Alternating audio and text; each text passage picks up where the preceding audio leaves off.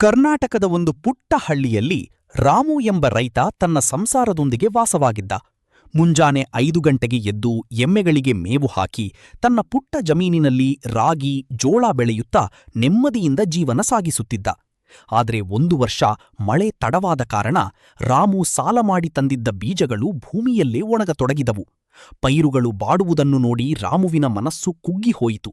ಅತ್ತ ಸಾಲಗಾರರ ಒತ್ತಡ ಮತ್ತು ಮನೆಯ ಬಡತನ ಅವನನ್ನು ಹೈರಾಣಾಗಿಸಿದವು.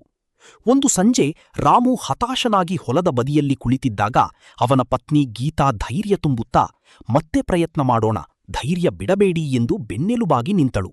ಅವಳ ಮಾತು ರಾಮುವಿಗೆ ಹೊಸ ಶಕ್ತಿ ನೀಡಿತು.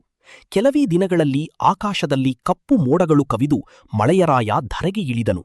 ಒಣಗಿದ್ದ ಭೂಮಿ ಹಸಿರಾಗಿ ರಾಗಿ ಬೆಳೆ ಸಮೃದ್ಧವಾಗಿ ಬಂದಿತು.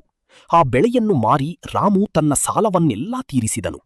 ಕಷ್ಟದ ನಡುವೆಯೂ ನಂಬಿಕೆ ಮತ್ತು ಪರಿಶ್ರಮವಿದ್ದರೆ ಬದುಕಿನಲ್ಲಿ ಮತ್ತೆ ಹೊಸ ಬೆಳಕು ಮೂಡುತ್ತದೆ ಎಂಬುದು ಅವನಿಗೆ ಅರಿವಾಯಿತು.